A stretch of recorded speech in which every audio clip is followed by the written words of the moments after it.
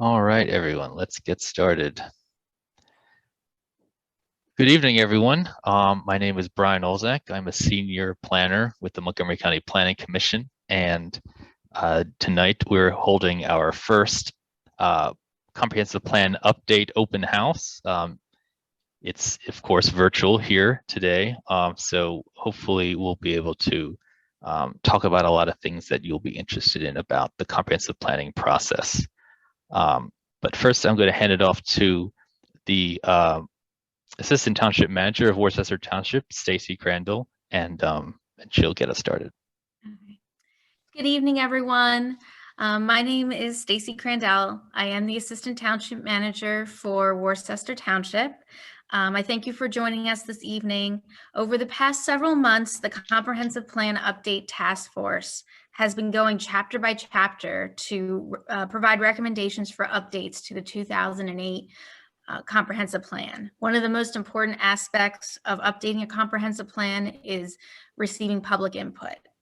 Due to the COVID situation, we're going to do this virtual open house tonight. We thought it was the best way, given the circumstances right now, to get some public insight on to give the public some insight on what the task force has been working on. And also you can provide your feedback and ask questions. This open house will also be recorded, and we'll place it on the website, hopefully by the end of the week. And so if you know someone who couldn't attend this evening, or for some reason you can't stay the entire webinar, we just wanted to let you know that. At any time, if there's any feedback or questions, even if you think about it after our event, you can always email the township. We have a dedicated email address. That's cpu@worcestertwp.com. We do have that on a slide as we go through as well. Before we begin tonight, I just want to do a quick thank you to all of the Comprehensive Plan Update Task Force members. And I would also like to thank Brian, who's been guiding us through this whole process as we're working to update the plan. So I'm going to turn it over to Brian. We're going to keep this to the 8 o'clock hour, so we have a lot to get to. So I'm going to give it over to Brian. Thank you.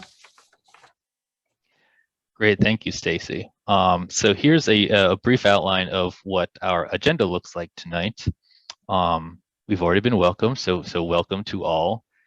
We're gonna talk a little bit about the comprehensive planning process, what a comprehensive plan is, if you're not familiar with it, how we do planning here at the township and across Pennsylvania. We're gonna talk a little bit about some of the survey results that were gleaned from a survey that was done during the summer of last year, and just general updates about what we're doing with the comp plan going forward. And the bulk of tonight actually will be based upon essentially panel discussions from around four topic areas here: transportation, neighborhoods and housing, quality of life, and open space, agriculture, and parks. Each of these will be run by one of our planners from the Montgomery County Planning Commission, who's helping Worcester Township with this plan. And then there'll be ample time for feedback and questions and answering. And then lastly, after that, we'll have a couple of minutes towards the end to conclude, as well as to get to any additional questions that may have come up in the process. So now let me introduce our panelists here. For transportation, we have Matt Popek, who is the Assistant Section Chief of Transportation Planning with Montgomery County Planning Commission. And for neighborhoods and housing, we have Mike Narkowicz. He's also an Assistant Section Chief, but he's with our Community Planning section here at the Planning Commission. Our Quality of Life section will be discussed by Barry Jeffries, who's a Senior Design Planner with us at the Planning Commission. And lastly, we have for open space, agriculture, and parks, we have Donna Fabry, who is a Senior Open Space and Trails Planner with us.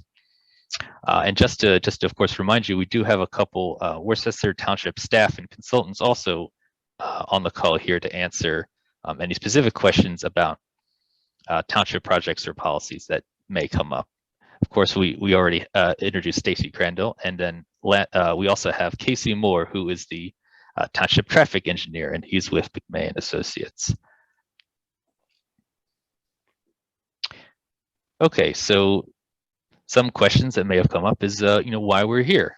So I'm going to give a brief intro to the update process here. But first, I wanted to indicate these three main goals which I have for tonight's meeting for all of you attendees here. The first one is to learn about the comprehensive planning process, not only what it is, but what we've been doing today to keep you all in the know about what's been going on. Secondly, is to give ample opportunity for attendees to ask questions about topics and issues that are important to them as well. And lastly, it's to be able to give critical feedback about you, the community members, and about your preferences for community goals, issues, and priorities. So this is both an informational and fact-finding mission here for tonight. So I'm glad that you've been able to join us. Okay, so firstly, for those of you who may not know what a comprehensive plan is, this is what it is. It's a document that's produced by a township, a borough, or a county that addresses future growth and development in that jurisdiction. And so this can mean thinking about the way that the built environment and also the natural environment may change over time in the township. And so it gives us an opportunity to think about and to plan for how those changes will affect the quality of life of people living there. Second, it's to provide a long-range vision for that community. And by long range, we typically look at a 10-year time frame, although they can often be longer. It's the important part of that long-range part is to be open about thinking, into the future where you may not know what the final results may be of a project or a policy or something that may be happening in the community, but it's an opportunity to think about the long-term consequences of things that we may do or want to do today. Thirdly, it establishes policies, priorities, and guidelines. So it's really the nuts and bolts of what a township does on a regular basis. It establishes those elements to implement and achieve that desired vision that the community has. What type of community it may want to be, what does it look like, what are the important values that community has. And lastly, the comprehensive plan, so it's right in the name, comprehensive, it unifies all township-wide planning work and policies under this single document of the comprehensive plan. So it's meant to address as many elements of community life as feasible, and also to connect all of these disparate plans and projects that may have been happening in between updates to a comprehensive plan, say in 2008 when the last one was written. So ultimately, we may have a question about, why, how do we use this comprehensive plan? So the important part of a comprehensive plan is that it guides township work in so many different ways. It basically issues these guiding principles that flow to so many elements in the township. Firstly, it's policy, like I mentioned. So policies about natural resource protection, development, and many other types of public policies and programs that the township may be interested in implementing. The values and the goals of the policy will initially flow from the comprehensive plan. Also, the comprehensive plan will impact the two main ordinances that impact development of the township, the zoning ordinance and the subdivision and land development ordinance. So these two ordinances have a complementary impact upon the way the township looks in terms of what buildings are built, where they're built, and what kind of buildings are built. And so the vision of the community is found in the comprehensive plan, and then it's the zoning and the subdivision ordinance's job to make those or to help those visions become a reality in terms of how things get built. Also, the capital improvement program, which generally involves transportation projects and other infrastructure improvements, is influenced by how they're prioritized originally in the comprehensive plan and other related documents.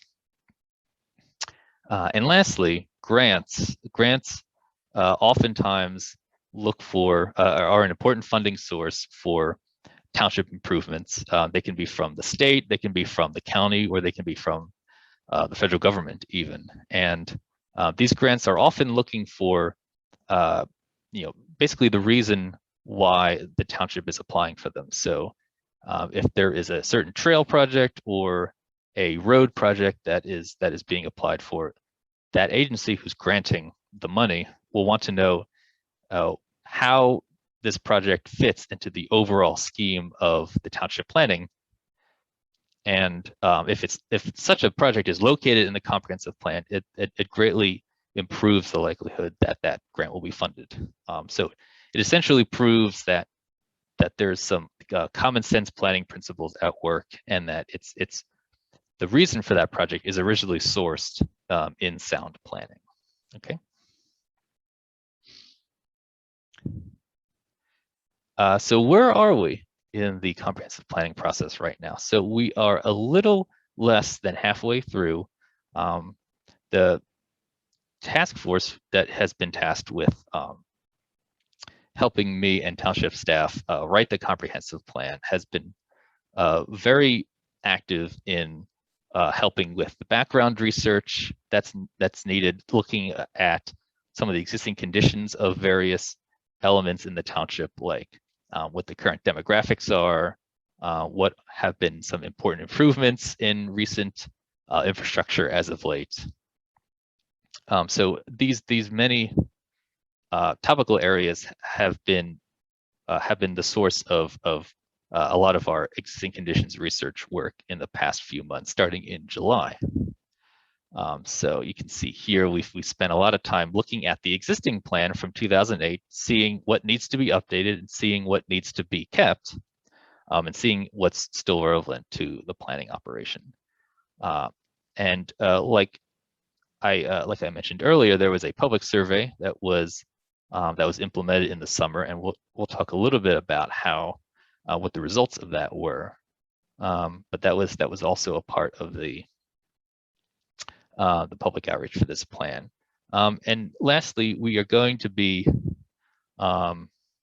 continuing our plan writing work by drafting the recommendations for the plan, which is the really important part of the plan, in which you, as the community members, will be very crucial to get your input on both sides of the equation, about what important issues are in the township, and what are the preferences of the community for how to implement changes and improvements to those issues. So as you can see, this is the first of 2 planned meetings that we will be having about the comprehensive plan. And as you can see, there has been a long stretch of time that we've tried to give to this public workshop, because of the public health guidance and regulations around COVID. We have been trying to keep maximally flexible in terms of making sure that we get this plan done. And so our plan is to, by the end of 2021 and at the beginning of 2022, is to have this plan be adopted. So if you're interested in meeting again about the progress of the plan, we think that we will be having a meeting around September, October, or November. Hopefully we can have maybe some of that in person, depending upon the circumstances, but we can just knock on wood for that. So we hope to adopt this plan by the beginning of 2022.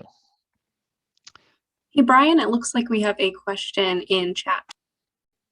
Oh, great. So there's a question about our community members represented, or are community members represented as a part of the planning committees? Yes, they are. The task force represents a wide range of professions, also of existing township committees, as well as residents as well. And the township did the work of appointing those members, and they are appointed every year, I believe. So that's a good question. Let's move on here. So here's a brief overview of the public outreach results that we received, and a full explanation of what all of the results were of the survey can be found on the township's website. I think it's under the hot topics section of the website, but here's just sort of a sliver of some of the answers here. So one of the questions was, what do you like most about living and working in the township?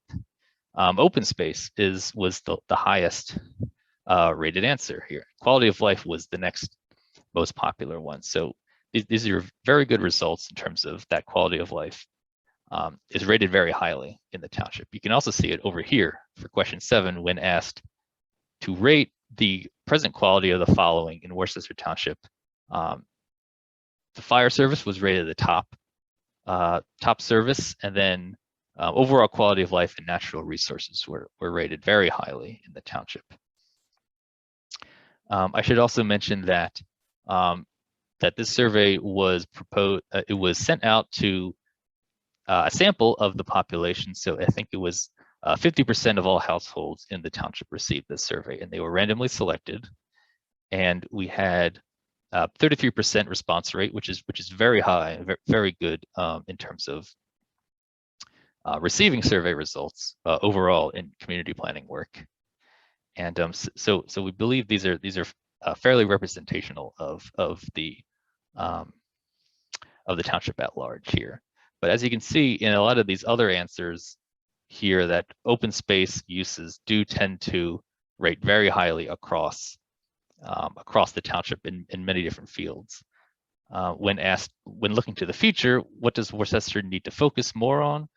Traffic volume was at the top, which is natural. We frequently see this in many planning exercises, but preserved open spaces was also rated as one of the most important things to focus on. Also, roadway conditions and taxes as well. And then when asked again, what are the 5 most important issues? Again, preserved open spaces was near the top, as well as traffic volume and roadway conditions. Brian, I have one more question in the question and answer section, and also someone would like to know what percentage of the residents are represented in the survey results. What percentage of residents are represented in the survey? So if it's 33%, we feel like that's very highly representative of, in terms of the sample size, the sample size of that of those responses is on the high side that we've seen. So we believe it's fairly representational in that respect. Of course, that doesn't mean that people can't send their own preferences into us, after that. The survey helps get at some initial issues that we can then see in more detail through the exercise that we're about to do right now. So let me just briefly review how you can participate tonight. We see that we're already getting some important questions in here, so that's good. So there's 3 main ways actually that you can participate tonight. You can use the Q&A button here, which is found on the bottom right here of your screen. So please enter a question here to ask a question of one of our panelists to answer. So during the transportation section, we'll allot time for transportation related questions, and during housing, housing related questions and so forth. And if you see a question that is of particular interest to you, you can upvote that question. So basically giving it more emphasis and saying that, yes, you also want to know the answer to that question. You can also use the chat function. You can use this to answer free-form questions that a panelist may want to ask of the attendees. So if they have a free-form answer that they're looking for, you'll be able to type it into the chat box there, and we'll be able to see what your answer is. You can also use the chat function for any troubleshooting questions that you may have. If you can't hear, if you can't see what's happening, we can try to help you from there. And lastly, you can respond to the live Zoom poll questions that we have at the end of each section tonight. So let's see if we can try that right now. We have a softball question for you, which we hope to test out the poll function. So so Aaron, who's one of our co-hosts tonight, Aaron, can you run the first poll for us? I can. All right, everyone, it should be live up on your screen. If anyone is having any issues, please just let me know in the chat if you're not able to see it or not. And it looks like people can see it and answers are ticking in. Great. Okay, so we'll give that about 30 seconds to a minute to have answers populate here.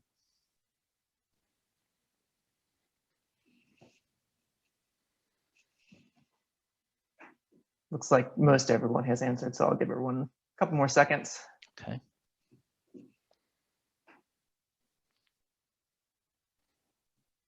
All right.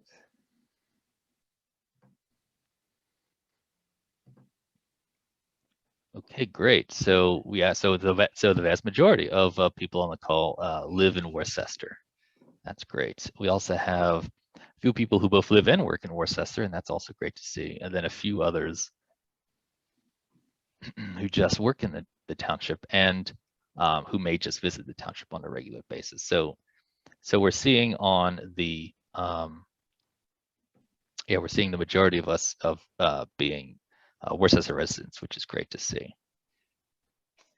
Okay. All right. I'll stop sharing.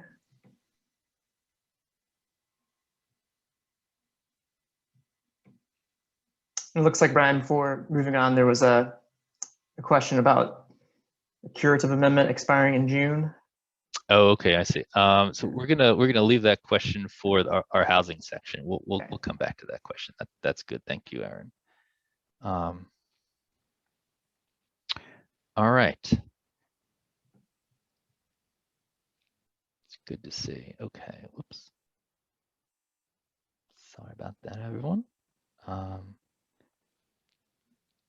Great. All right. Sorry about that. All right, let's keep going. All right, now, so we're going to introduce our first panelist here. His name is Matt Popek, like I mentioned earlier, and so he's going to talk to us a little bit about transportation. And I'll move the slides forward when you're ready, Matt. Great. Thanks, Brian. Good evening and welcome to everyone once again. As Brian mentioned, my name is Matthew Popek and I'm the Assistant Section Chief of Transportation Planning at the County Planning Commission. Tonight, I'll be giving an overview of some of the transportation projects and current conditions in Worcester Township that your community will be discussing and debating during this comprehensive plan update process. It's always good to know as you kick off an effort such as this where you are coming from, so you better know how to get where you want to go. The previous 2008 comprehensive plan listed the following goals and objectives regarding transportation development in the township: reduce traffic congestion and improve traffic safety, provide transportation alternatives such as walking, bicycling, or public transportation, including means of traveling for those who cannot drive, such as children or older adults, preserve scenic roads, and develop rural road standards. What you see on the screen now is Brian's slide on transportation projects that are currently going on throughout Worcester Township. Traffic is always one of the most contentious issues in a community. This is true throughout Montgomery County.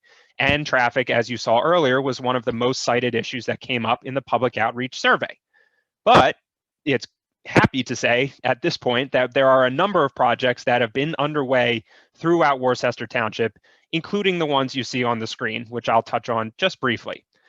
The Valley Forge Road Corridor, Route 363, has received a significant amount of attention over the last couple of years, both from a state multimodal fund grant to start funding some improvements on Valley Forge Road, roughly between Township Line Road and Stump Hall Road and Woodland Avenue, including adding a center turn lane and left turn lanes at the Stump Hall Road, Water Street Road, and Woodland Avenue intersections, along with a traffic signal at Woodland. That was a $700,000 state grant that was received. As part of the Green Light Go projects installed along Valley Forge Road, Worcester has also received County Transportation Program grant funding, which will be completed and closed out from the county side in the very near future. There has also been widening in certain locations along Skippack Pike, including in front of the new Reserve at Center Square housing development, as well as at the Burks Road intersection to add a turn lane. Brian is also listing on this slide the Meadowwood driveway realignment and signalization study, which has been underway for a while. And I'd like to specifically point out the bullet point at the bottom, the Montco Pikes project. You may not know that Montgomery County owns 75 miles of roadways, including Schultz Road near the Peter Wentz farmstead.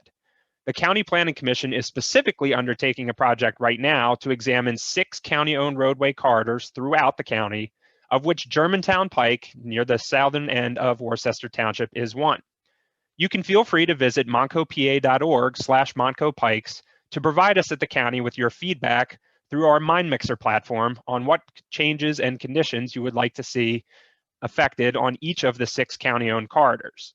Our latest round of questions actually closes this Friday. Next slide, Brian.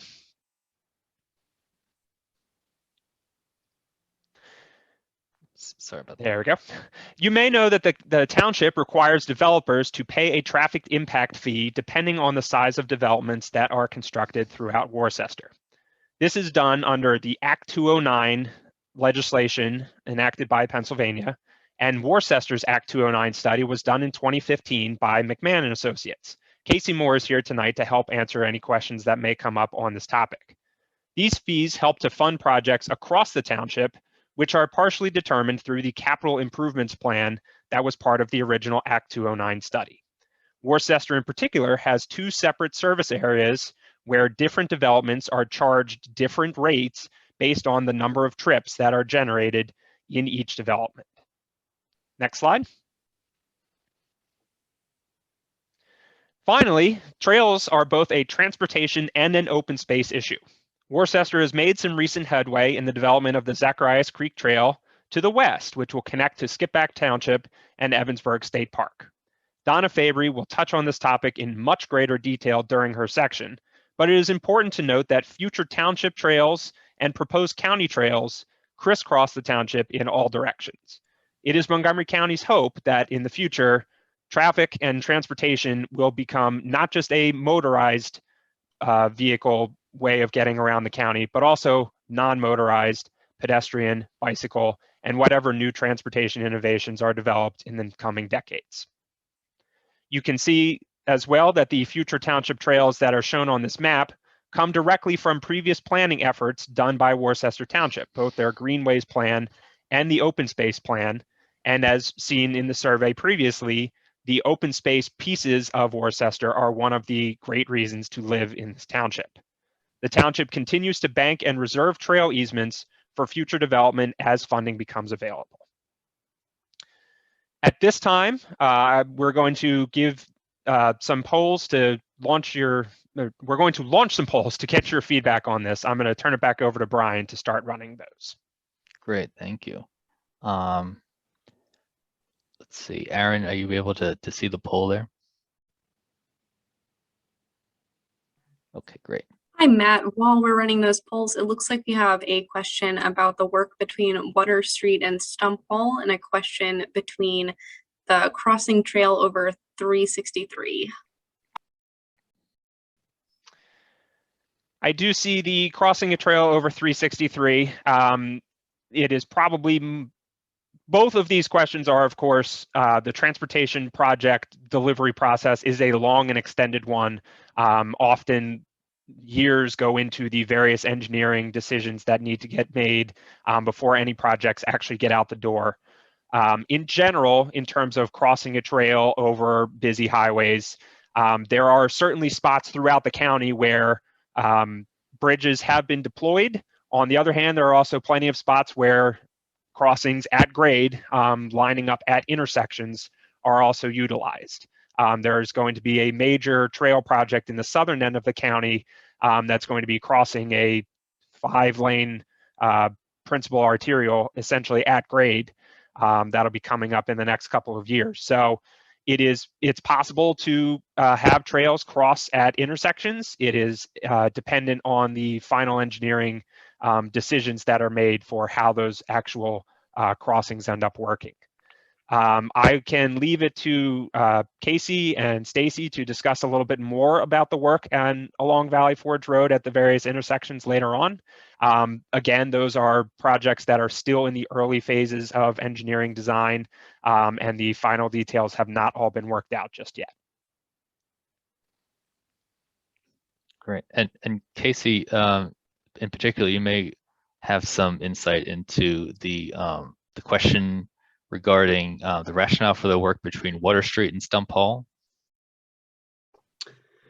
Yeah, I think Matt touched on the fact that Valley Forge Road is a major thoroughfare through the township, and through the Act 209 process, a lot of the intersections along that corridor were evaluated for different types of needs, including the need for turn lanes, etc. So as part of the project that's being evaluated, those types of needs are part of that process. And again, it is an outcome of what was stemmed from the Act 209 process. Just to give you a map to look at there, if need be. So it looks like we still have a few more people who are who need to fill out the poll. If you want to do that, please feel free to. If I could give people about 30 more seconds or so, if people probably were listening to the verbal answers to the questions just then.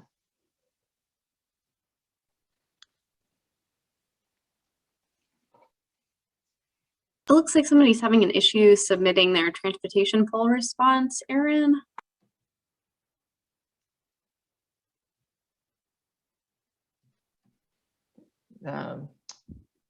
Can you see the poll? The submit button is not working. Interesting. Brian, do you have any idea how that might be able to? No, if they can,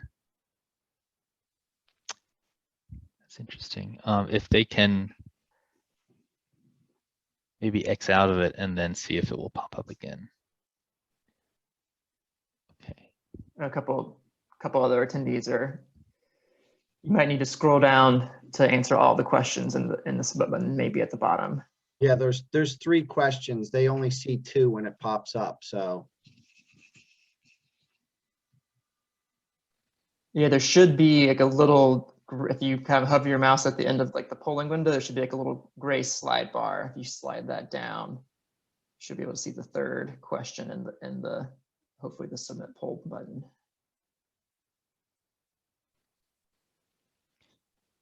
We're very close. We have 85% of people who voted. Hopefully, yes, if you scroll down, you can see the submit button at the very end. Looks like a few people having the same problem. Okay. Well, we're at 85%. Do you think we should? Sure. Yeah. Why don't we close the poll now, and then you can share the results here. Yep. Okay. So you should just be able to see the poll results pop up on your screen there, and yeah. So it looks like high vehicle volume on the major roads is the greatest issue that has come up in the first question here. What is the greatest issue concerning traffic in the township? And next most popular, or yeah, the next greatest issues identified is speeding and long waits at intersections or turning lanes. Let's see. Very interesting. Next is, do you feel like you or your family members would like to walk or bike more in Worcester? And then we're seeing a very large response for yes, frequently, which is great to see as well. And then some say maybe sometimes, and then about 6% of people say no or rarely. So that's definitely something that we can continue to focus on in the comp plan work regarding multimodal transportation, which takes into account not just vehicles but also walking, biking, and especially with trail use. You know, we can even make sure that we are still accommodating horseback riding on trails as well. The last question is, what prevents you the most from walking or biking in the township? And the greatest or the most frequently response was perception of traffic safety. So too many roads in the vehicle, too many vehicles on the roads, vehicles driving too fast, etc. So that's also something that we can take to heart as well. The next most frequent answer was lack of sidewalks or trails near me. And then the last one was also lack of places to walk or bike to. Well, definitely for the first two, these can definitely be, things like this can definitely be addressed as a part of the comp plan process. Matt, do you have any feedback about some of these responses? It's always challenging to solve high traffic volumes. There has certainly been less traffic on the roads in the last year, although that was not really for any reason that any of us really wanted in the first place. And it's still an outstanding question in transportation across not just the county, but the entire world, essentially. How much of that traffic is going to return, especially commuting traffic, during rush hours in the morning and the evening, whether we will all be continuing to work from home and meeting virtually, as opposed to returning to offices. So the map that you have on the screen in front of you that Brian is showing is traffic counts. And you'll notice that there are no counts from 2020. It was pretty much decided that it didn't really make any sense to be collecting data on traffic volumes during 2020. So there may be one or two, and I think that might have been from the early part of the year. But the 2019 ones are probably the best window and insight that we have into current load and demand during normal times. It's a challenge. Worcester is surrounded by built-up townships and growing townships, and there are major state roads that go through this part here. So a lot of the traffic may not be local residents. However, if the traffic is not coming here, it is usually going somewhere else. So we are, of course, interested in trying to give as many different choices for everyone that is using the transportation system as possible. If they have to drive, then that's what happens. But if they are able to get around in other ways, especially for local trips, so that people, as we were talking about in question 3, if you can walk or bike more and you do feel safe to be able to do so, that is certainly less impact on the roadways overall. I guess that's my feedback, Brian. These are about the answers that we probably would have expected, and certainly useful to have coming in for this comprehensive plan process. Great, thanks, Matt. Let's see if we have. So one of the questions that I see coming up is, could you explain the traffic map data here? Sure, I can take another stop at that. So you see there's numbers in bold: 2014, 2013, 2020. That's the year in which a traffic data count was collected. The numbers that are shown in italics are the average annual daily traffic. The official statistic is AADT, but it's roughly showing the number of vehicles that are driving on each of these roads in each of these spots per day. So you see some of the dots along Valley Forge Road. 2017, the one near Valley Forge Road and Township Line, 2017, 16,000 vehicles were detected at that spot. And in 2020, it was 12,000. I don't know offhand when exactly in 2020 that particular data was collected, but you could say roughly that between 12 and 16,000 vehicles are along that arterial in a day. It's helpful to look at this in terms of which roads are the most heavily traveled in a township like Worcester, outside of the Northeast Extension, which is its own special case since you can't directly access it from the township. You have 363, 73, and Germantown Pike as the most heavily traveled roadways.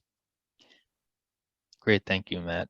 It's also important to think about too about why you might see these differentiations. You know, like Matt said, 2020 is sort of an off year. You know, we don't know exactly when this was taken. We can look into that a bit, figure out why the count was so low. But we likely think it's either because of, you know, the reduced volume overall across the country, really, especially across the region. And also that this could be the result of local conditions where there may be, between 2017 and 2020, there might be a project that would have impacted traffic through that area, and that certain cut-throughs may have been performed by drivers at that time. Because remember, these numbers reflect the average daily trip. So this is basically what you can expect, what you could have expected, number of vehicles going through that particular piece of that road at that time in a day in 2017. And just for the record, I answered a person's question regarding traffic counts. There was a question about, is it possible to get a copy of the traffic count map? If you, like me, geek out on traffic counts for roadways throughout the region, you can certainly check Delaware Valley Regional Planning Commission's online traffic count web map, which gives data on all 5 counties in the Philadelphia area at any time you'd like after the presentation. Matthew, it looks like we also have a question about the flooding on Whitehall. I will defer to Brian to answer that one. Yeah, it looks like the question is referencing the builder of that particular set. They may be referring to this area here. I'm not sure. Well, I personally don't know the answer to that question. If Stacy or Casey would like to address that question.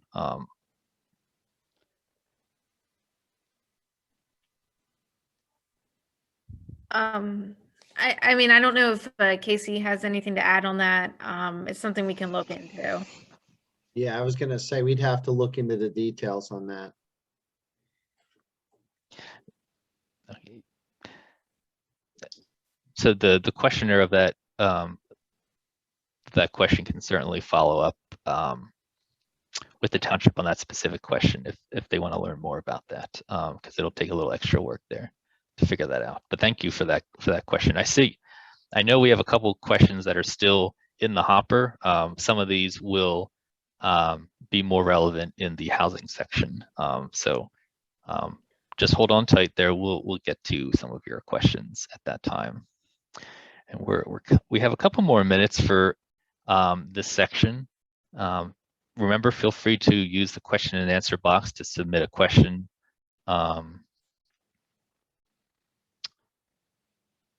Brian, we also have a question that came through in the chat centered around exactly how stormwater management planning is, how exactly is that being addressed? And there are many flooded roads and properties. Okay, that's a good question. I think we're gonna hold that specific question for our quality of life section, where we talk a little bit about stormwater management. So we're gonna put that. We're going to answer that question very soon. So hang tight for me. Thank you. This is great question. One more question here about contacting anyone about the Whitehall flooding concern. Do you have any suggestions for that? You can email the township manager, Tommy Ryan, and his email address is on the website. Or I can. It should be tryan at worcestertwp.com. But that's also found on the website as well. Great. So I think we're going to move on. So thank you, Matt. Thank you. All right, let's let's move forward here. All right, so housing and neighborhoods is our next section, and I'm going to hand it off to Mike Narkowicz here to talk about these important issues. Okay, thanks, Brian. And again, I'm Mike Narkowicz. I'm the Assistant Section Chief of Community Planning at Montgomery County Planning Commission. Next. Okay, let's start by giving you a picture of existing land use in the township. And as you can see by the map on the right, you'll see two dominant colors, and that's yellows and greens. And the yellows represent single-family detached homes, and the greens represent open space, agriculture, and undeveloped land.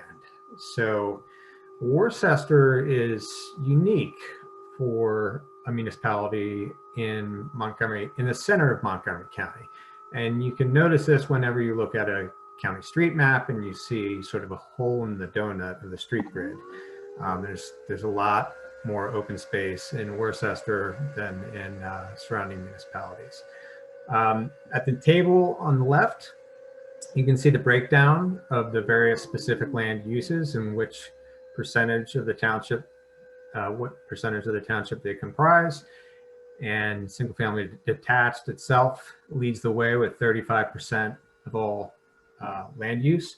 When you combine that with something that's somewhat similar, and that's country residence, you get nearly half of all land in the township. So nearly half of all land is used for single family uses. And then following that, the types of open space, public and private, as well as undeveloped land and agriculture are by far the second most largest major category. And then all the other land uses represent fairly low proportions of the township's land use. So no single category makes up even 5% of the township's existing land use. Okay, next. With housing development over the years, we have here in the upper left a table showing the types of residential units in Worcester in 2007 and then in 2020. So you can see how things have changed. And in over 10 years, 350 some homes have been added to the township's total count. And you can see how they've changed there. You can see that multifamily represents a very low percentage, and they've actually declined in number of units. So single family detached is overwhelmingly the unit type in the township.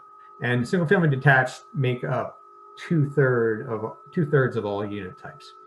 So you can see with the chart with the red and the blue lines, the housing units constructed from 2008 to 2019.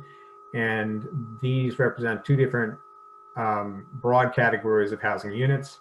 The red are the single family attached. So that's like townhomes. And then blue are single family detached. So single family homes. And you can see that the red, the single family attached, became more prominent and occupied a greater share of units in 2011, 12, 13, and 14, but otherwise single family detached led the way. And 2011 was the year in this span that saw the most new housing development proposed. Next. So housing issues for future consideration include historic preservation, housing for older adults, and balancing development with land preservation. With historic preservation, there are various opportunities for preserving the township's historic buildings and resources. And there's different types of historic ordinances that the township might consider. And the important thing to understand is that there's a continuum of choices available to you. So if you're concerned that something's a little too onerous or stringent, you can always adopt an ordinance that is more flexible. Likewise, or I should say on the other hand, if you want something that's very strong and you want to preserve coherent districts in certain geographic areas and have very stringent standards with the strongest protections, you can do that too. So there's different types of things that you might consider, and there's things such as discouraging historic demolition.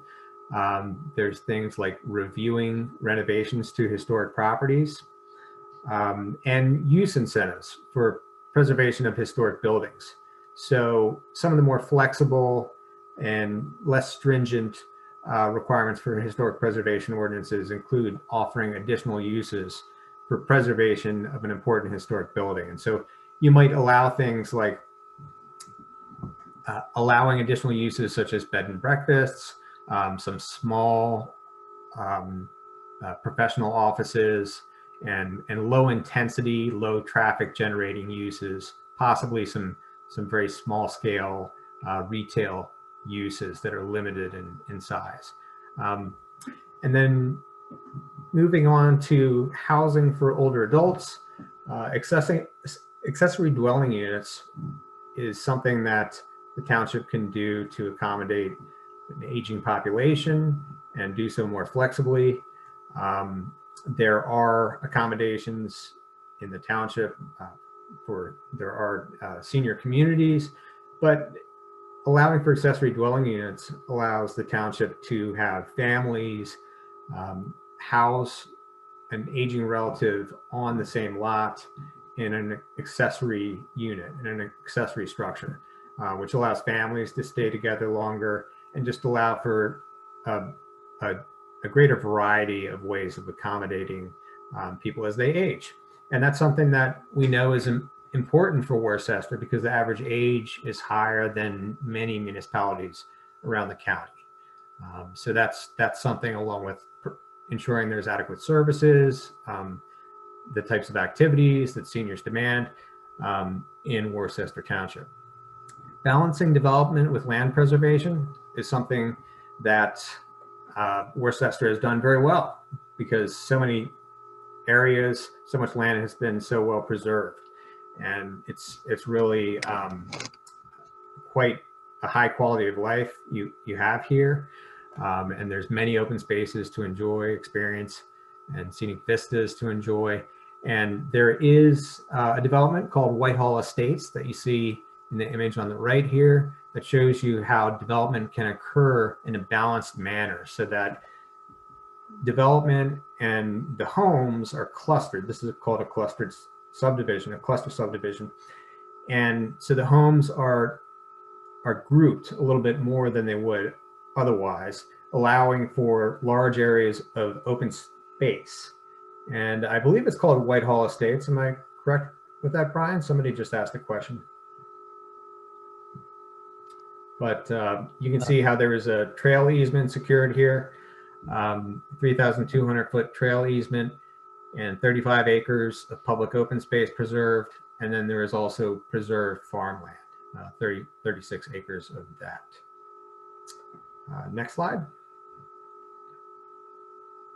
Okay, now I believe, Brian, we will go into polls. Yes. Okay, great.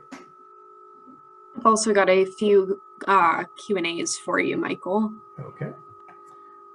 Let's see here. All right. I just launched the poll, and just so everyone's aware, it's the same as the last set of questions, where there's should be the gray bar at the right of the window, and you can use that to scroll down to see all 3 questions and the submit button as well. Okay, thanks, Aaron. So maybe I can look at the Q&A while people answer the polls. Let's see here. So, Brian, I think we still need to address the curative amendment, right? Oh, okay, yes. So this relates to housing here. So I can handle that. So since the curative amendment, so there is a municipal curative amendment which is on the books currently. There's a lot more information about this on the website under hot topics as well, regarding multifamily housing. And so since this amendment expires in June, will your recommendations, input on zoning and development go to the supervisors before then? So we will likely be we will have preliminary recommendations by June. The team that is working on the study for regarding that curative amendment process is it's a separate study team, although we will certainly make sure on the planning side of things for our comprehensive plan to integrate any necessary recommendations that come from that into our planning process as well. But I think we will be abreast of the developments by the time that we start to create some of our recommendations. So, and Stacy, did you have anything else to add to that in that regard? In the coming months, we will at the Board of Supervisors meeting, at a public meeting, we will be discussing this. Right now, it's still in the preliminary stages, but the consultants are working on it, and we'll have recommendations to the board. Thanks, Stacy. Okay. So, Brian, I guess the next, I'm sorry, were you finished, Brian? Oh, yes. Okay. So the next question is, it looks like, is actually related to trails, and you may have answered that already. Yeah, we can talk. We're going to hold that into our open space Super. talk there. So yeah, you can go to The age targeted? Yes, yeah, you can do that. Okay, so Vito Consiglio asks, in the opportunity plan, you mentioned 87 age-targeted townhouses. Can you explain further? How many people do you estimate would live in these townhouses? What assumptions did you make on people and vehicles? And I'm sorry, I'm going to have to toss this into your lap, Brian, since you're the expert here. To be frank, I'm not exactly sure which plan he is referring to, but generally speaking, age-targeted townhouses generally we have seen in studies we've done on the county and throughout the county that townhouses do tend to have smaller household sizes, or like there are fewer members on average of the household who live in townhouses. And so if you're talking about older adults who are living in townhouses, this is the housing sizes, or the household sizes, the number of members who live in that household tends to be even smaller than your general population townhouse. And so those assumptions have been borne out through several studies we've done across the county in terms of how developments occur, and we've done studies about basically 10 years later to see what kind of people through the census are living in those types of houses. But yeah, and Stacy, again, I might refer to you if there's a specific plan that's being mentioned here, if you know, if you can comment on that. I'm really not sure what he's talking about. Okay. So. But overall, I can say that there's significant evidence that housing which is age targeted or age restricted tend to have lower numbers of trips, car trips generated there, and they also tend to have fewer household members in those houses as well. Okay, and the next question from Deborah Walker is, if a community plans for mobile homes, apartments, and a developer builds something with less density, does that negate our fair share? If so, does that mean a community must find more land to satisfy the requirement? So if a developer does not build mobile homes or apartments, then that would not be counted towards meeting your fair share requirement. That is, if they built single family homes, that would not be counted towards meeting your fair share requirement. Right. Also, there's some indication in certain court cases that the courts like to see communities sort of periodically revisit the state of their communities regarding fair share housing. So maybe we should back up here and sort of explain what may be meant by fair share. So in the Commonwealth of Pennsylvania, all municipalities are required to allow every type of legal use, non-residential use in the community through the zoning ordinance. They also need to allow for all ranges of housing types. So a community like Worcester would technically need to allow all housing of all densities in a reasonable way. And so the actual specifics of how much housing is being asked to to be met is generally found through through court cases. So courts have determined when a community might be under that threshold. So basically several studies need to be done to assure that a community is allowing what is called a fair share amount of housing of various degrees of density, various lot sizes, as well as every legal use in the in the Commonwealth. So Mike is right in saying that if housing is not developed, if a fair share type of housing like mobile homes, apartments, or townhouses, but in this case just mobile homes and apartments, is not developed in a space that is an option to be developed, that ultimately won't count right for your sort of fair share obligation. And so that what I was saying originally was that courts like to see municipalities periodically revisit their obligations to see how it's changed over time. And just to add to that, sorry to interrupt, but I think also just to look, and I don't know if the person meant this when she asked the question, but if say, whatever our density is for the amount of units per acre, and the developer chooses to do apartments, but they're going to be less than what our maxed density is, it wouldn't necessarily count against not allowing for our fair share. We do allow for it in that piece of land. It obviously wouldn't, they just didn't build it to that. So that's another thing to be considered. It's also just about having the ability to have the apartments and have all types of housing is the most important part of fair share. Sometimes it doesn't get built, but you have to have that ability. So I just wanted to make sure I addressed that as well. Great. So I just shared the polling results. We can just go through these briefly.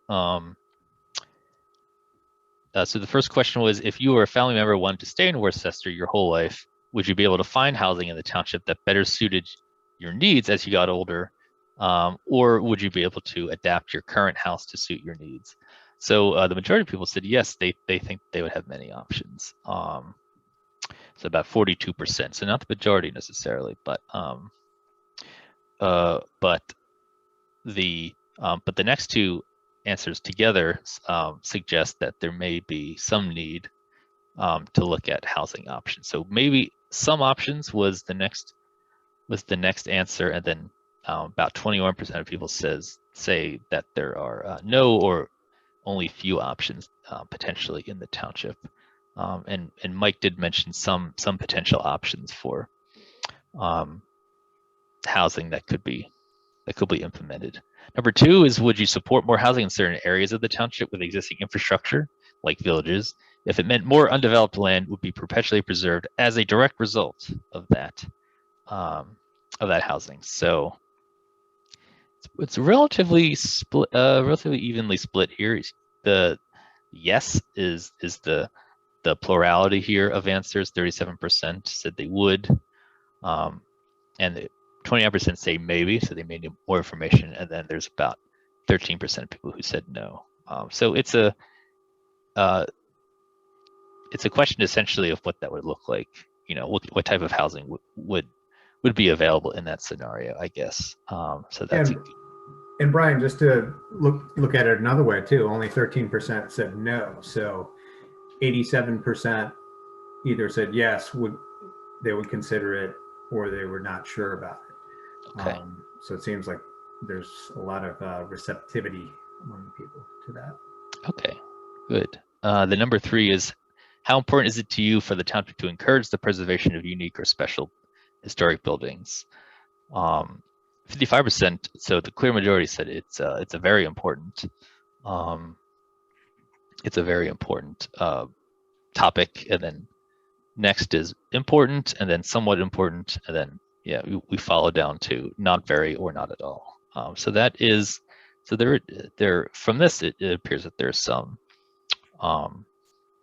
support for historic preservation. Again, you know, the devil is in the details about how that looks.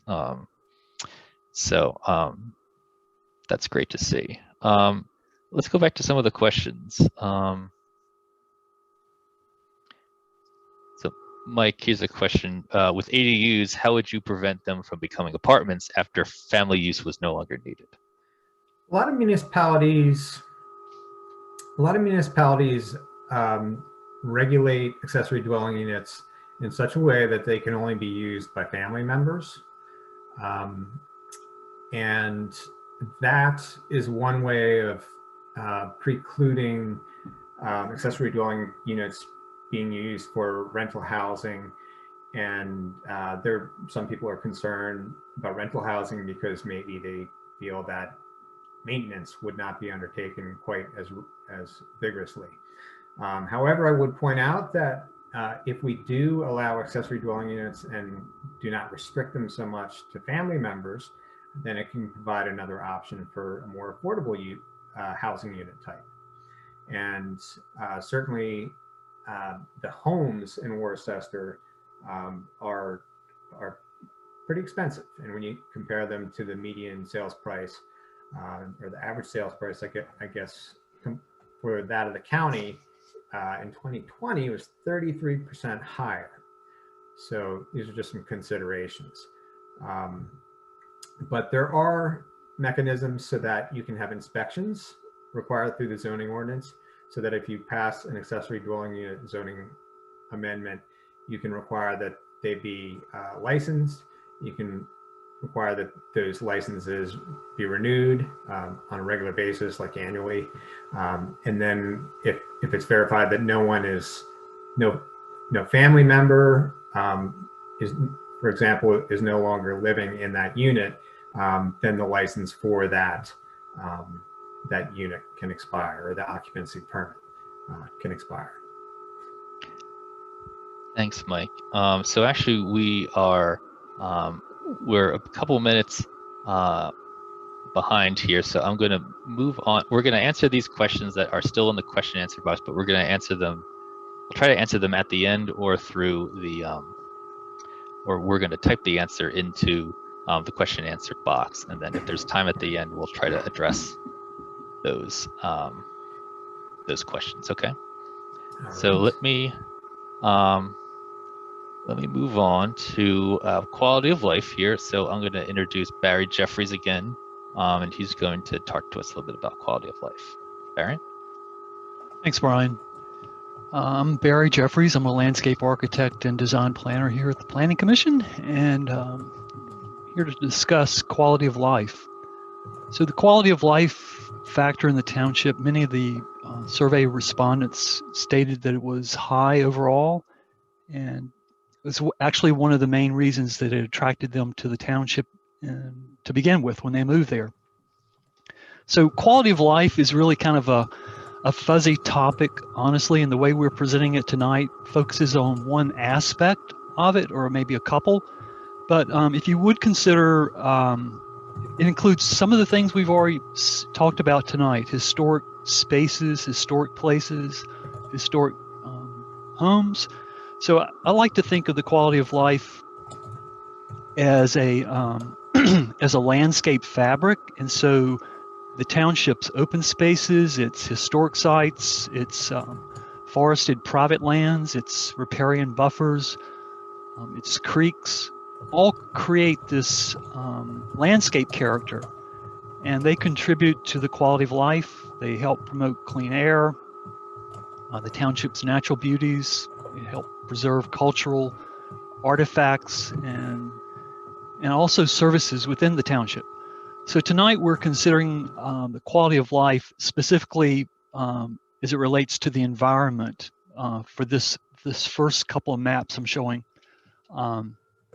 On the left, you can see the natural stream corridor of the Zacharias Creek and its tributaries that feed into the Skippack Creek, which is a subset or subunit of the Perkiomen Creek. So these all play a role in protecting our watershed, protecting healthy water quality, ensuring a good supply of fresh water for your wells or streams or ponds, as well as the naturalness of the township. The slide on the right, you can see that there are some opportunities to improve the buffering that exists. There's some places where the buffers are, for a good stretch, continuous, and which is a good thing. The greater the continuity, the less interruption, the less potential for invasive plants to take hold and become clustered and become problematic for the naturalness of the stream corridors. And there's some places that there's no buffer at all. So that just offers a question: are there changes that should be made or could be contemplated in the comprehensive planning process? Are there changes in the green laws? Are there changes in the subdivision code that need to be considered or thought about in protecting and making more continuous the forested buffers or the forested areas or the buffers per se that lie along these creeks? Next slide, please.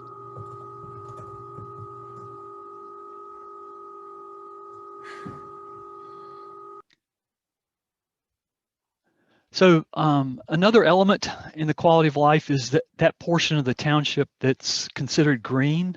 And a lot of this means conserving important areas of concentrations of mature trees, as well as a structure within those trees, meaning there's a sustainable replenishment of the native flora that's happening, that it's not a lot of gaps in the trees, that it's more continuous and more concentrated. So you can see in these maps, the darker the colors, as you can see in the lower left-hand quadrant and in the upper right-hand quadrant, there's a lot more color. The darker colors, you can see the dark blues, and then they're concentrated areas of green, which correspond with the height that's been detected by radar of the tree canopy. So that height typically corresponds with mature canopy or mature trees, which in most cases we hope are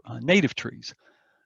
It's hard to tell just from radar, the exact species composition of the trees, but the clustering of it and the concentrations really help show that there is some quality and integrity to those areas, which is also shown kind of in the complement slide on the right with the purple areas that show large continuous areas of tree canopy. Now, trees are really important, both trees in our open spaces, which are preserved, trees that are on private lands, and also just the whole visual appearance along roadways is an important ingredient into the quality of life. And these forested areas help to ensure the infiltration of rainwater, they moderate our climate, conserve energy. So just maintaining a sustainable canopy within the township's forested areas is an important goal. So there might be changes in the ordinance that you might want to consider as far as indiscriminate removal, or the places that you want to identify as having important groupings of trees. Some communities have, in addition to designating historic sites, they've considered designation or at least a registry of heritage trees, which are trees of unusual quality or size or diameter, which are important assets to the township. And you want to think about, are there ways that these can be preserved so that you ensure that they're contributing to the environment, as well as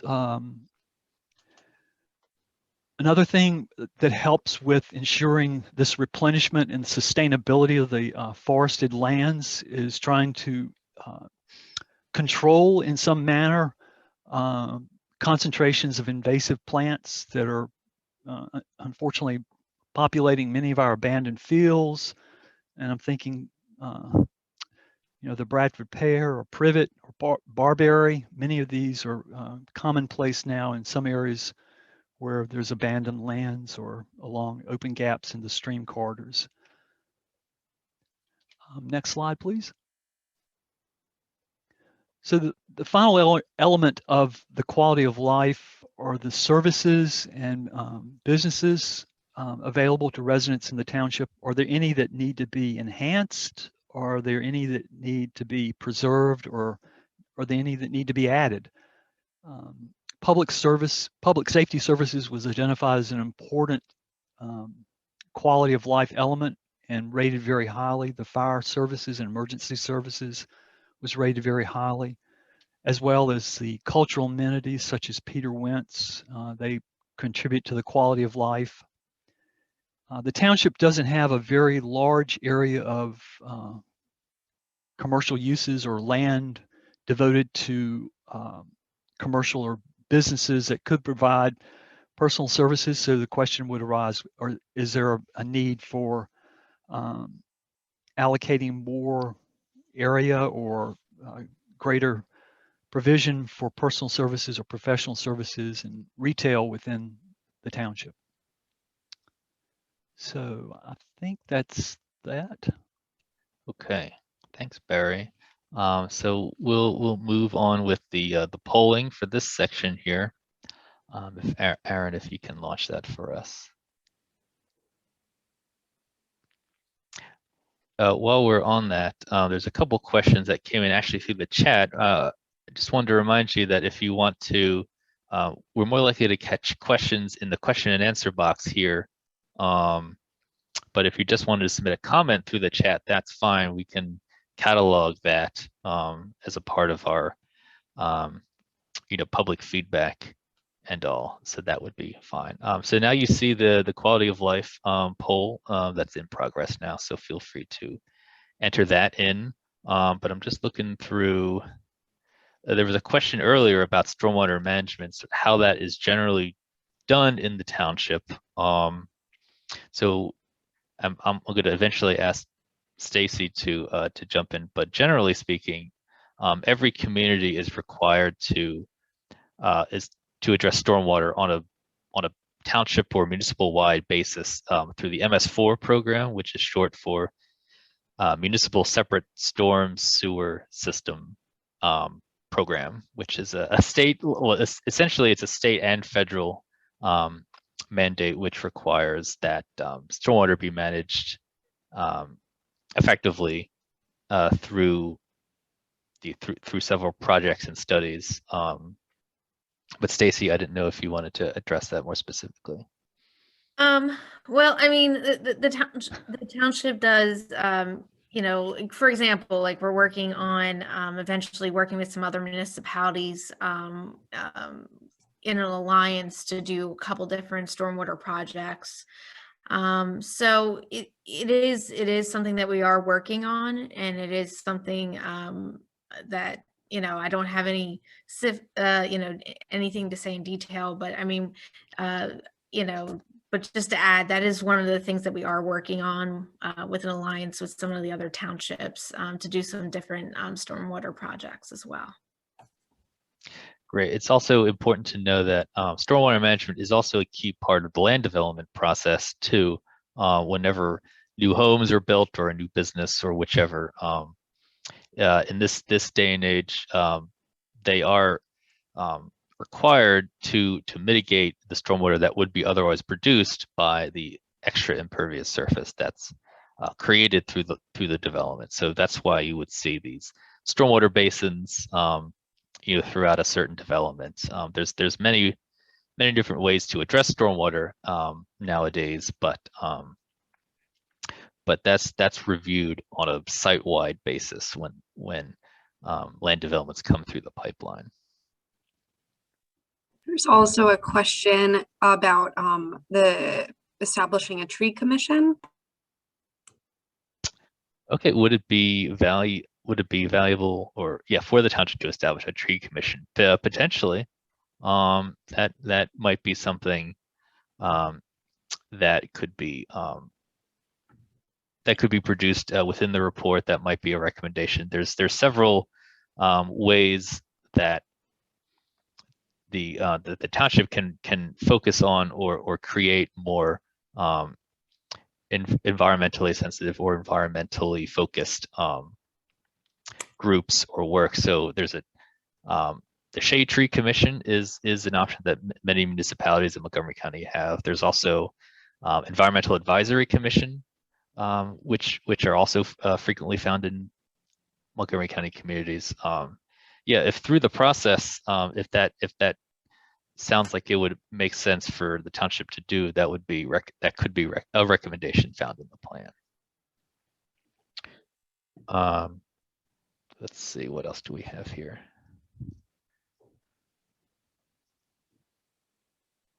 So one question is, has there been thought to incorporating better stormwater management into existing communities? Several folks have water issues due to existing developments with minimal stormwater controls. I mean, that is certainly an issue, certainly in our older communities in Montgomery County, but it's no different in places like Worcester that has development that predates stormwater management controls. Stacy, I may also throw this to you, but ultimately, there can be flood mitigation projects that can happen for existing communities. Really, the stormwater projects that happen are frequently for already developed areas when they're developed by the municipality. Because if they were built after this a certain date in the 70s, they should they wouldn't have stormwater controls already built into the neighborhood. Yeah, I mean, if there's any details on if people have certain concerns, they can always email the township or email me directly to talk about that. But it is something we can talk about on a case-by-case basis. I'm sorry, can I jump in here real quick? Sure. I'm also a participant on the county's hazard mitigation plan.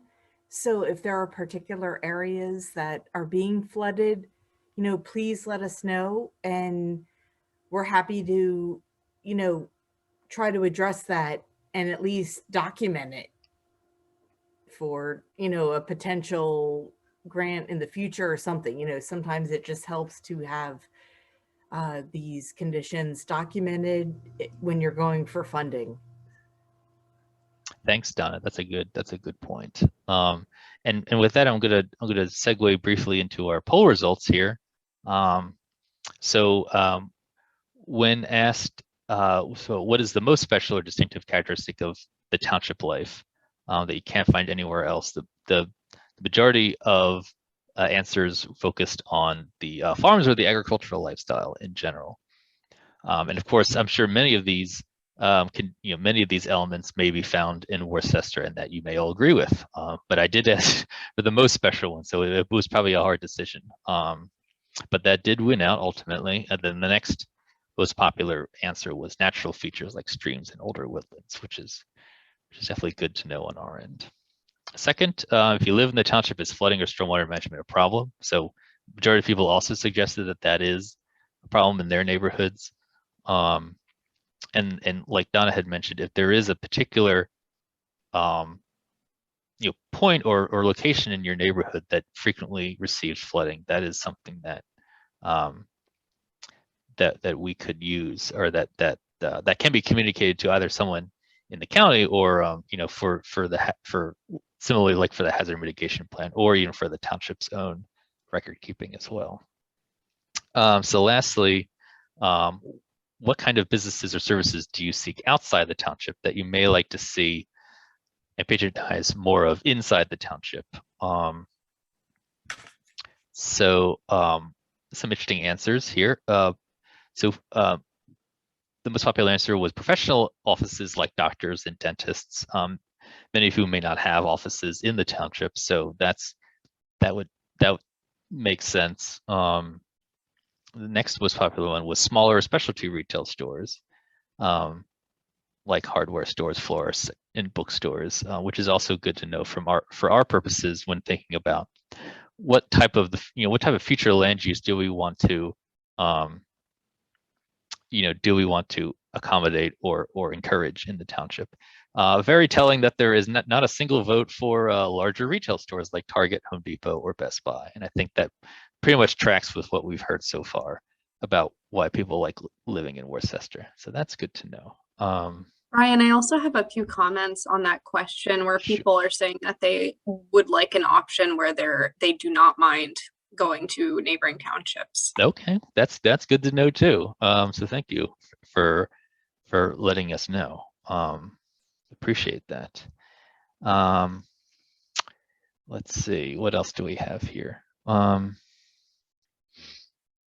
What are some other questions here? Will this, one of the questions here is, will this comprehensive plan is currently drafted increase green space over the next 10 to 15 years or simply slow loss of green space? That is a good question, but it's also a complicated question. And one that maybe we will actually, we might address that in the open space one. So why don't we hold on to that one for a bit, because that is a complicated question. Let me see if there's anything else in the chat before we move to our last topic.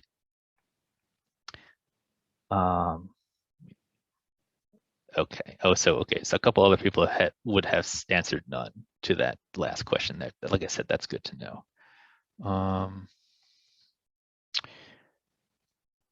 Great. Okay. All right. So let's move on. Thank you for again filling out our results here. So yeah. Well, I'm sorry. I thought I had shared that already, but so those were our poll results here as I described them. All right, our last section here is open space, agriculture, and parks. And let me reintroduce Donna Fabry to discuss those things.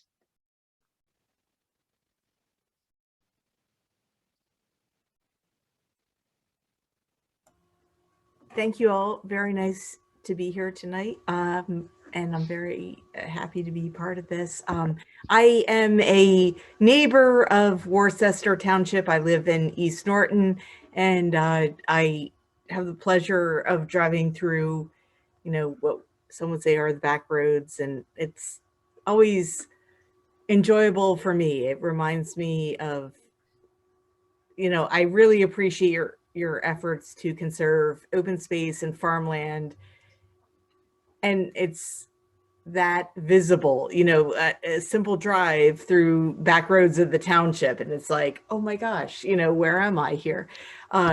So anyway, as Brian mentioned earlier, parks and open space rated very highly in a number of these categories, in terms of contributing to, and got a lot of positive feedback. So open space, agriculture, trails are all things that we're consistently working on as assets to not only within our municipalities, but in the county as a whole. We are trying to work to make a couple of connected trails through the county, through Worcester. And I also appreciate the efforts of the township to continue to build out, say, the Skip Back Trail, which will connect Evansburg State Park to the village of Skip Hack, which only reinforces the, trails not only as a transportation connection, but also as a driver of economic development. So next slide, please. In the past, well, since the comprehensive plan update in 2008, the township has preserved more than 100 acres of open space. Some of this is township-owned land acquired along Whitehall Road, which we'll get to in a little bit. But essentially the process of acquisition of open space in terms of preserving it as open space for perpetuity. You know, it's really, the township plays a really important role. So several ways that the township can help preserve open space. First and foremost, a fee simple purchase where the township puts its funds out for a property that's up for sale and they own it outright. There are maintenance costs with that. Sometimes if there's a willing landowner, it can be a bargain sale, which offers tax deductions and benefits to the seller. And then the township also acquires the land at a reduced rate. So that's one option. Another one would be buying an easement, whether it's a trail easement or a conservation easement or a farmland preservation easement. And there's multiple ways to do these things. But ultimately, the landowner retains the rights, but the township has its rights to do, you know, whether it's using the property for recreation or it's put into use as a farm in agricultural purposes for perpetuity, or just passive conservation land, whether there's public access or not. I mean, there's various options. And then finally, if a parcel is donated or dedicated, and a lot of times this is what happens. Brian, could you advance the next slide? I'll move right into this. Oh, Oops, sorry about that. That's all right. Yeah, so in terms of dedication of a property, so the township's mechanism of this is its ordinance that would require a set aside of a certain percentage of open space for an overall land development proposal. And in doing that, the township is signaling, you know, its priority of preserving open space, but who is going to maintain that open space? Because it may not be owned by, you know, if depending on how the parcels are divided, you need someone to maintain it. So who's going to maintain it? It could be a homeowners association. It could be a private landowner. It could be a conservation nonprofit that puts a conservation easement on the land outside of that's owned by private property owners. Or it could be the township, but at any rate, there are certain obligations that come with the maintenance of this open space. So that's a consideration. Next slide, please. But at any rate, Worcester has a vast amount of open space, and it's showing on the landscape. Overall, there are essentially 1,800 acres preserved. And then I just want to point out about the agricultural security areas, that those are areas that are essentially eligible to be preserved if the property owners would wish to advance into the farmland preservation. But at any rate, these properties are receive a tax benefit for remaining undeveloped. So as you can see from this, you know, there's in the light green, there's the county land, that's the Peter Wentz farmstead. There's the Commonwealth land, that's the Evansburg State Park. The light blue represents township owned land, and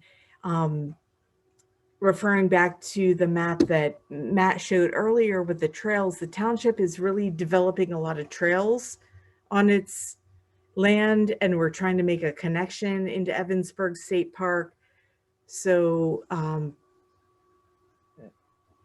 there's a lot going on, but it's obvious that the township has taken a lot of effort to preserve open space, and its zoning reflects that. And let me see here. Yeah, there's a good amount of the township that overall is permanently preserved, is just under 18% of the total land, and land that is potentially eligible to be preserved is around 28%. So I think that about covers it, Brian.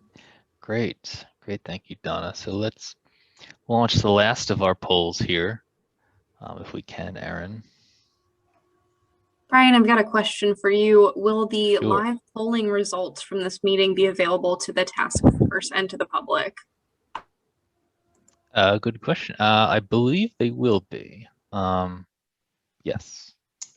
And Brian, I believe, sorry everyone, I lost internet for a couple minutes there. I believe when that happened, I was removed as a co-host. So Julie or Patty should be able to share the last poll. I will launch that poll right now. Oh, great.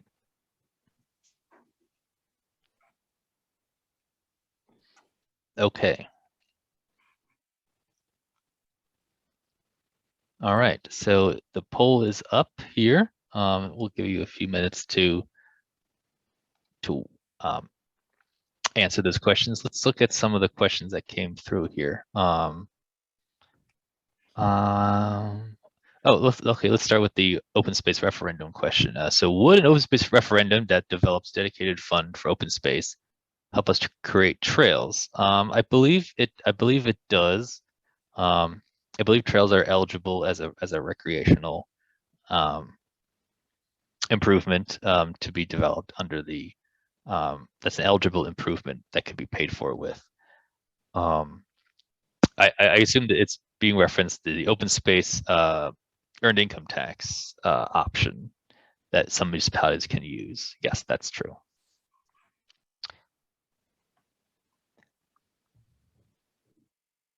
So let's go back to that. Well, the comprehensive plan is currently drafted increase green space over the next 10 to 15 years, or simply slow loss of green space. And I guess green space might be, depending upon what the questioner means here, green space could just mean undeveloped land, or it could mean actual, forests. So it's Brian, I'm sorry, that's one thing I wanted to point out in terms of when I mentioned about the municipalities having the ability to designate open space as part of the land development process as a set aside. It's very important how they define it. I've seen it, just be like any land that's not developed, which could be a lawn. It's understand the quality of the open space that's being defined in the ordinance. I think that's really important. Yes, yes, definitely a good point, Donna. And so ultimately, the fact is that by law, all municipalities need to permit a certain level of development within those respective communities. So through the zoning ordinance and through the subdivision and land development ordinance. And as I mentioned previously, there is that fair share requirement that requires municipalities to accommodate the various types of uses. So, ultimately, the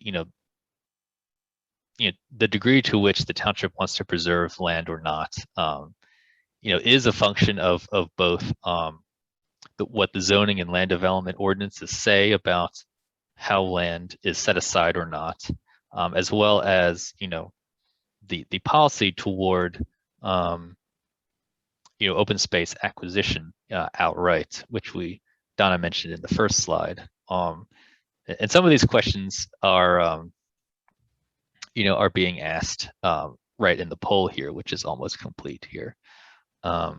So, while the comprehensive plan has not been drafted yet, we're still, we're just finishing up our existing conditions research. We will be making those determinations within the next few months, and so, but like we've been saying, that there is indications that that open space preservation is a priority throughout many levels of feedback that we've received so far. So it's the amount of preserved land may go up, but ultimately all communities need to accept some level of development, land development, that is. So that's just a fact of what the law says ultimately. Another question, not sure that we should count the open space that is jammed between townhouses and high density housing as quality of life open space. That's a I guess it depends upon how it presents in the land development, I suppose. It can be done quite well, and I've seen it done quite well. So yes, it perhaps won't always be undisturbed old growth forest land, but ultimately, it's going to have I think will ultimately have some quality of life improvement if designed correctly, and that can be controlled again through the ordinances that the township has on the books, and that can always be improved over time also. And Brian, I don't know if you also want to speak to our larger, county-wide effort with our priorities plan, that we're including these areas just as a better understanding of connectivity of green space. Like, they may not be high quality areas, but they may be connectors between preserved parcels, and farmland through a development. Sure, definitely. Here, let's see if we can end the polling now and see what our results are. So you should see the results up there, and let's go through these briefly. How frequently do you or a family member use a park or recreation facility in the township? A vast majority of people said that they use it at least once a week, which is great to see. 69% of people said that, and then it's slowly degraded after that. Sometimes 2 to 3 times a month, 23% of people said, and rarely or once a month said 8%. So actually no one indicated that they never or use a park or open space. So which is very interesting to see. Number 2, do you think the township should take a greater role in encouraging open space preservation, even if it may lead to greater township spending or higher taxes? 62% of people said yes in this regard.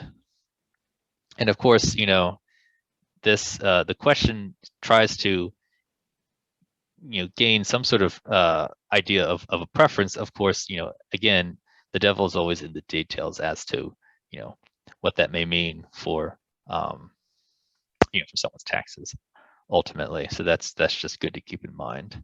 Then a similar question was asked about agriculture. So do you think the township should take a greater role in making agriculture more viable or profitable in the same way? And then 46% of people said yes. And then an equal amount of people said maybe or no in this regard. So that could be done in a number of ways. Some of it was mentioned in the previous 2008 plan. There was some mention of strategies of how to make agriculture more viable, and that can be we can continue to look at that as well. Donna, do you have any response to this, the feedback? I mean, I support it, and I really,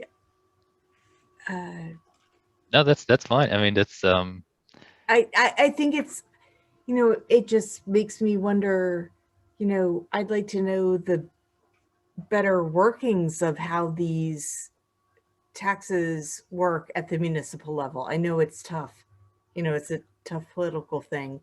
And Right. how does this translate? But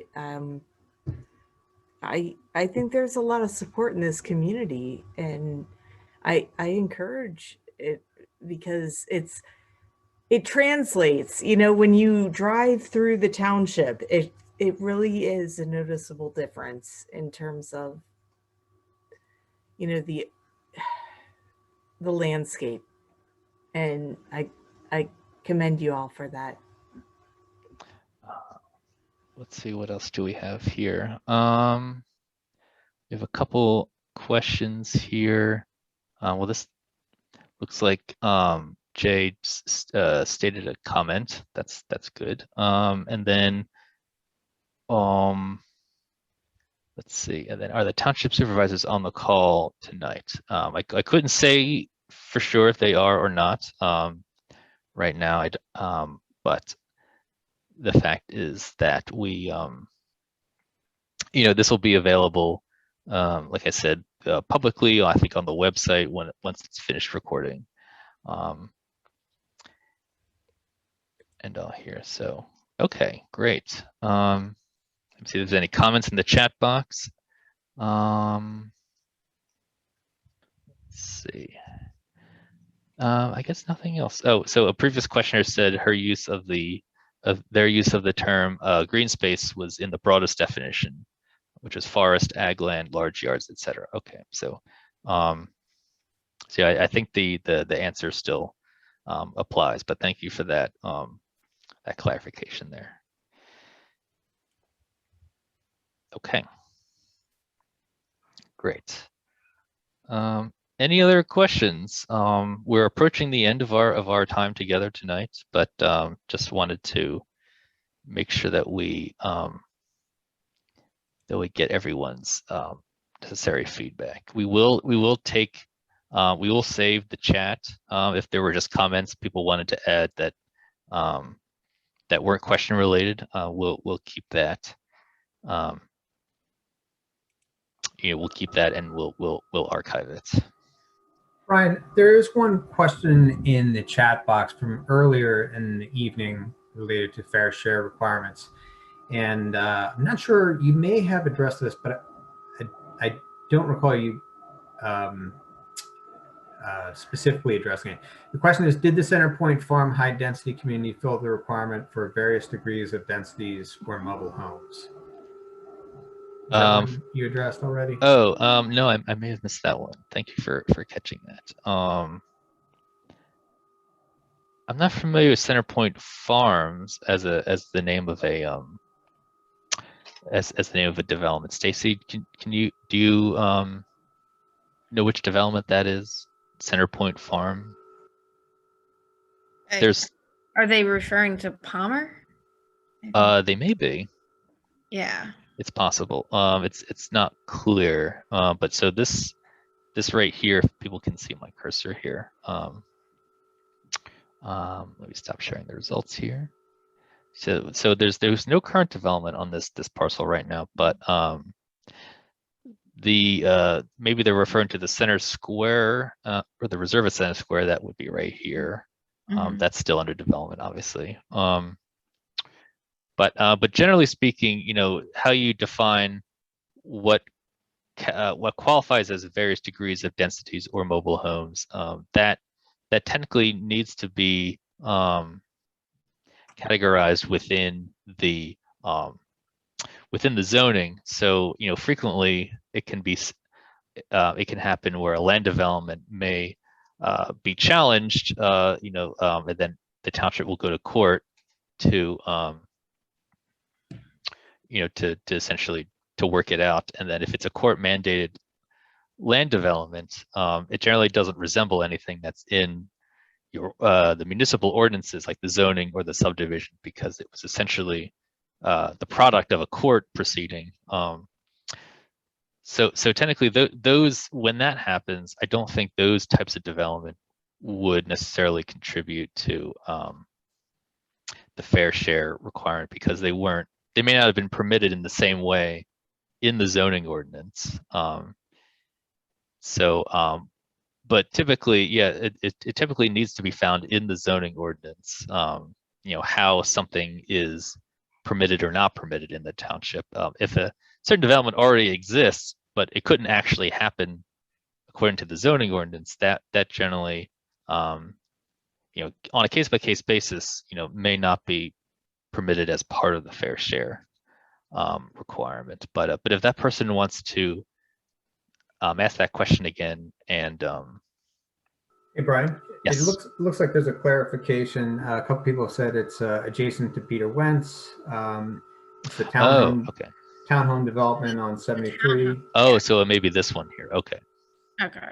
Yeah, it looks like, just looking at the aerial and reading about the homeowners association, it looks like they're described as carriage homes. Okay. There's tennis courts in there. So that sounds like, yeah, I think that came up in our inventory. Okay, it's coming back to me, of our inventory of attached and multifamily homes in the township. And this was at a relatively dense example of housing of that sort. I'm not familiar with the history of that particular development, but if the zoning permitted that, then that would count towards that fair share requirement. Let's see. What else do we have here? Here about if an attendee listing of this meeting will be shared. I'm not sure. I don't know about the attendee listing, but all the questions and information will be. Great, thank you. Brian, I also see Mr. Mark Landis has raised his hand, and I'll just say, Mr. Landis, if you don't mind typing your comment into the chat box or into the Q&A. Oh, okay, thanks for that. Okay, so it looks. Oh, sorry. Oh, I'm sorry. It looks like there was some further clarifications in the chat box where Center Point Farms. Okay, yes, there's that townhouse development that we talked about, but it was originally designed for mobile homes, I think, at one point. So that's interesting knowledge. So I guess I couldn't, without knowing a little more, I guess I couldn't say specifically about how the zoning may have played out there, but it sounded like it was originally designed as mobile homes in this section here. Okay. What else do we have here? Brian, on that note, Yes. could I make a comment? Are we all looking at this protected and restricted land? Yes, that's the one that's up. Back to the, I neglected to mention about the striped parcel, like areas that are Okay. preferentially. And I just want to emphasize to the municipality that these are temporary for the most part, unless an area is also shaded orange underneath the shading, that it's a permanently preserved farm. That I don't know what these lands are, but they may be in agriculture. Maybe they're not eligible for farmland preservation. Maybe they're golf courses. Act 319 is usually, it's an agricultural preferential assessment. Act 515 is an open space preferential assessment, but they're not a permanent thing. So please keep that in mind as you're moving through this process, because I know your comprehensive plan is intended to inform your zoning. And when you're looking at zoning, if you're thinking about the future of these properties, how they could be developed, based on the underlying zoning if they are no longer in agriculture or being preserved. I just, I know you value the landscape, and I wanted to bring that to your attention. Great, thank you, Donna. And so actually we are just approaching our witching hour here, so it's almost 8 o'clock. So we have a couple more questions here, I know, but I mean, I can answer there's two of them I can answer if you'd like. okay, sure, yes. So the township supervisors are not on the call, so that answers that. As far as the center square zoning and fair share, as far as fair share, at least with the curative amendment, that is talking specifically about apartments. So it doesn't include townhouses. So it just includes apartments. So that is that wouldn't be a part of what we're talking about right now. That would only have been, so it's not really part of this discussion. So I just wanted to add that. I think that covers most of them. Great, thanks for that clarification, Stacy. And just because we have one last question, was the development of the golf course into the reserve at Center Square a missed opportunity to preserve that parcel of land? Does this new comprehensive plan offer an opportunity to prevent similar development in the future? That's largely a township policy issue. There's ultimately decisions that are made on a daily basis as to what land should be preserved or not, or if the township wants to go out and look for lands to preserve, or if we just want to work with people who come to them. That's generally a policy that's set at the executive level there. So some may feel like it was a missed opportunity, others may not. It's hard to say specifically, but ultimately, through planning that certain high priority lands can be identified at the outset, and then the township, should it choose to, can work with landowners before lands turn over for development, if that's desirable. But yes, so I guess that's probably a good point to stop here. So I did want to thank everyone for coming out tonight on this rainy night, but luckily you didn't have to leave your homes. So I just wanted to thank you all on behalf of us, the Montgomery County Planning Commission, and also Worcester Township. Wanted to thank you for your inputs and your questions. They were all very good. Just wanted to remind everyone that if you have additional questions or you wanted to submit comments for the record, they can be sent to this website here, cpu@worcestertwp.com. And then the township keeps them. And yes, so thank you all, and hope everyone had a great night and has a great night. Thank you. Thanks. Thanks, everyone. Thank you all.